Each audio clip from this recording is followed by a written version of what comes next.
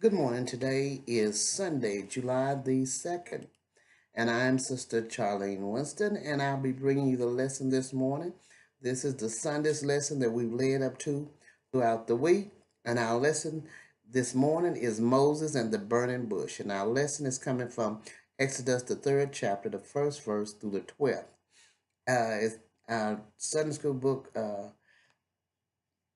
Is the Bible Expo and Illuminator.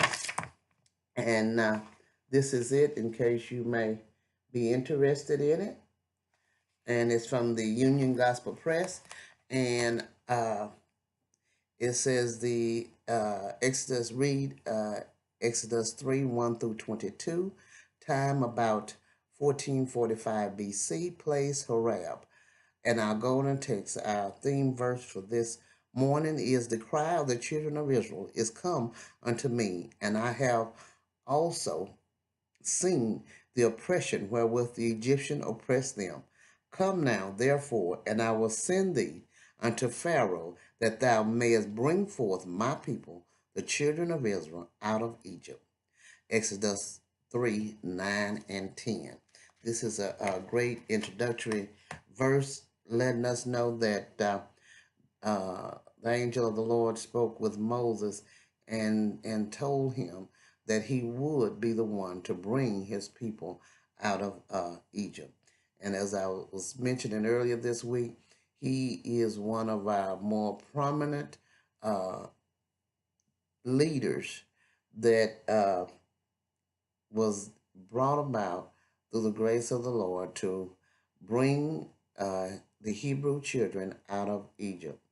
Our scripture lesson text, beginning at the first verse, reads, Now Moses kept the flock of Jethro, his father-in-law, the priest of Midian, and he led the flock to the backside of the desert, and came to the mountain of God, even to Horeb.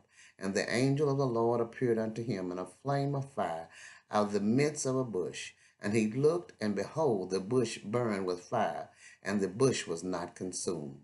And Moses said, I will now turn aside and see the great sight, why the bush is not burnt. And when the Lord saw that he turned aside to see, God called unto him out of the midst of the bush and said, Moses, Moses. And he said, Here am I. And he said, Draw not nigh hither. Put off thy shoes from off thy feet, for the place whereon thou standest is holy ground. Moreover, he said, I am the God of thy father, the God of Abraham, the God of Isaac, and the God of Jacob. And Moses hid his face, for he was afraid to look upon God. And the Lord said, I have surely seen the affliction of my people which are in Egypt, and have heard their cry by reason of their taskmasters. For I know their sorrows, and I am come down to deliver them out of the hand of the Egyptians, to bring them up out of that land unto a good land, and a large, and to a land flowing with milk and honey, unto the place of the Canaanites, and the Hittites, and the Amorites, and the Perizzites, and the Hivites, and the Jebusites. Now therefore, behold, the cry of the children of Israel is come unto me, and have also seen the oppression wherewith the Egyptian oppressed them. Come now therefore, and I will send thee unto Pharaoh, that thou mayest bring forth my people, the children of Israel, out of Egypt. And Moses said unto God, Who am I that should go to unto Pharaoh, and that I should bring forth the children of Israel out of Egypt? And he said, Certainly I will be with thee, and this shall be a token unto thee, that I have sent thee. When thou hast brought forth the people out of Egypt, ye shall serve God upon this mountain. Amen. This is a wonderful and powerful lesson. It has so much in it. I'm going to get as much brought out as possible during this short time frame. We're going to start back at the first verse. It said, Now Moses kept the flock of Jethro, his father-in-law, the priest. Uh, even though Moses himself had been a priest in his land, in Egypt, while he lived in the household of the Egyptian. Now he was a shepherd, someone that they made fun of, someone that they talked about. He's doing the very job that the people of Egypt did not like. They didn't like shepherds. They didn't like people that worked in those type of trades. He said, uh, but Moses went to the backside of the desert where he sought to find food for the sheep. He went there to find, he was their protector, he was their guide, and he was doing a job learning in the field, as they say, of hard knocks, learning what his life would be about. It would be about leading. And this here was to get him trained and ready. How do he get trained and ready? By working with sheep. I would say that dealing with those that are supposed to follow you, but yet they murmur and complain. The sheep are going one way or going astray, going in the wrong direction, and you learn how to handle them with firmness but kindness, and to protect them from all harm and danger. He learned many things while dealing with the sheep. And saying that, and we are as sheep of God's pasture, and we ought to follow him. Saying the angel of the Lord appeared unto him in a flame of fire in the midst of a bush. And he looked, and behold, the bush burned with fire, and the bush was not consumed.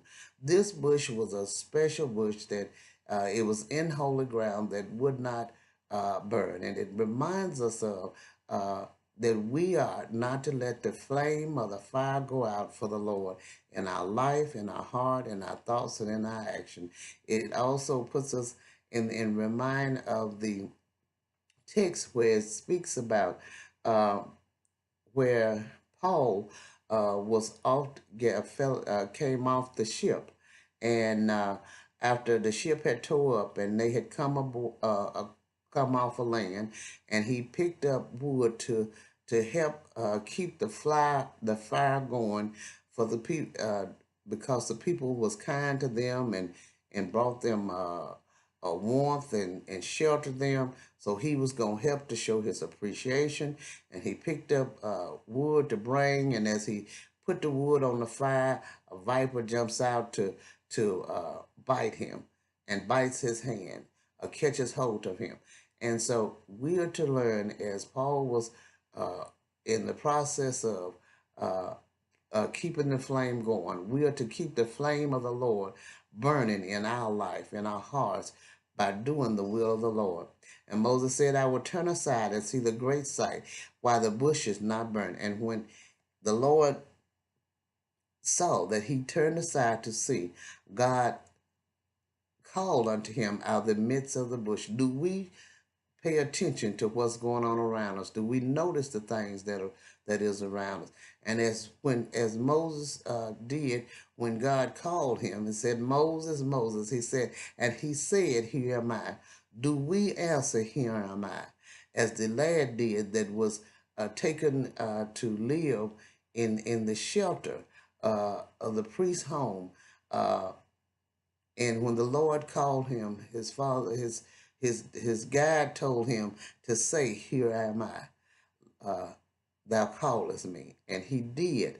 And the Lord gave him the sight of the vision that was for the priest's sons, because they had lived a wayward life. They were doing things that they shouldn't have done. And said the fifth verse, and it said, Draw not nigh, uh, neither put off thy shoes off thy feet, for the place whereon thou standest is holy ground. Do we give God reverence when we walk in the house of the Lord? Or do we check it off as something that we must do on a weekly basis? Do we go in as if, okay, I done went to church Sunday, I done did that for the week?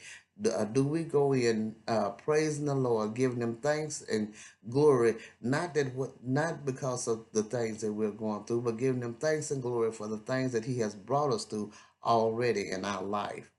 And the Lord said, I have surely seen the affliction of my people in Egypt.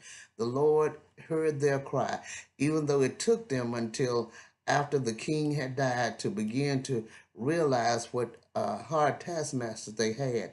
And they finally began to cry for the Lord. Then the Lord heard their cry. When we cry out, the Lord hears our cry, but we got to we got to be the one to initiate and let the Lord know that we do want him in our life. We do want him to lighten our burdens and to take care of us. It's as I say, it is so much in this lesson. Have to go on to the 12th verse, and it says, certainly I will be with thee, and shall be a token unto thee that I have sent thee. And this is one thing that we must get in our mind uh, very dearly, is that as Moses was telling them that it was very strong and very powerful. Those that will be ending, I pray that you check me on YouTube and you can hear the rest of the most of the sermon. The As he was telling them that I have sent thee, it said, when thou hast brought forth the people out of Egypt, you shall serve me upon this mountain. We be looking for signs and wonders uh, right away, many times. And Moses was to go to Egypt, bring millions of people cross the Red Sea over many different areas, and then when he got to the mountain, it would be a sign. Many times we're waiting on a sign and the sign is ahead. We got to get there first. I pray that you meditate on this wonderful lesson today, and y'all have a great and blessed day.